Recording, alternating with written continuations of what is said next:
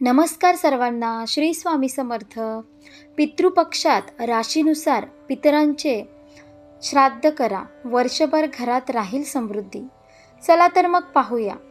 पितृपक्षात पितरांच्या आत्म्याच्या शांतीसाठी तर्पण आणि दान दिले जाते. असे म्हटले जाते की पितृपक्षात यमराज जिवंत प्राण्यांना मुक्त करतात आणि त्यांना पृथ्वीवर पाठवतात, जेणेकरून ते त्यांच्या कुटुंबियाकडून तर्पण मिळून समाधानी होतील. अशा स्थितीत पितरांचा आशीर्वाद मिळवण्यासाठी राशीनुसार हे काम श्राद्धासोबत करावे. मेष रास. प्रतिपदेच्या दिवशी मेष राशीच्या लोकांनी आपल्या कुटुंबातील सदस्यांच्या नावाने गरिबांना अन्नदान करावे. वृषभ रास. पितरांच्या नावाने कोणत्याही दिवशी या व्यक्तीने 21 मुलांना अन्नदान करून पांढरे वस्त्र द्यावे. मिथुन रास. या राशीच्या लोकांनी पितृपक्षाच्या कोणत्याही दिवशी पितरांच्या नावाने पक्ष्यांना बाजरी खाऊ घालावे. कर्क रास. पितृदोषापासून मुक्ती मिळवण्यासाठी पितृपक्षाच्या दिवशी वाहत्या पाण्यात 400 ग्रॅम अख्खे बदाम प्रवाहित करावे.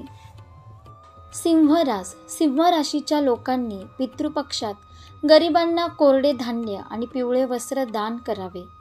कन्या रास. या राशींच्या लोकांनी सर्व पितरी अमावस्येच्या दिवशी गरीब आणि अनाथांना अन्न, वस्त्र इत्यादी दान करावे. तुळ रास. पितृदोषापासून मुक्ती मिळवण्यासाठी दूध व तांदळाची खीर दान करावी. वृश्चिक रास. या राशींच्या लोकांनी पितरांच्या नावाने 5 गरीब आणि गरजू लोकांना 2 रंगांचे ब्लँकेट किंवा उबदार कपडे दान करावे. धनुरास.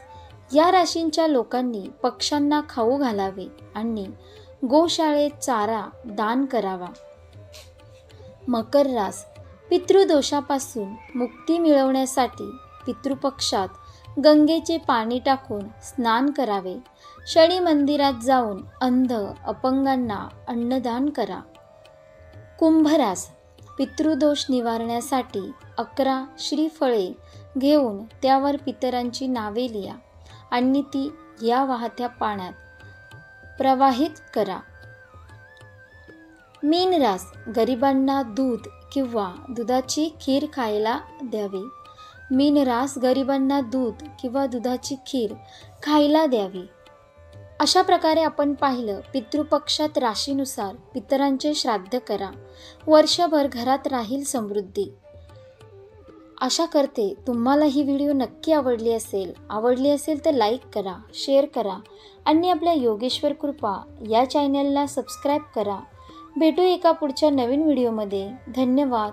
श्री स्वामी समर्थ. जय जय स्वामी समर्थ.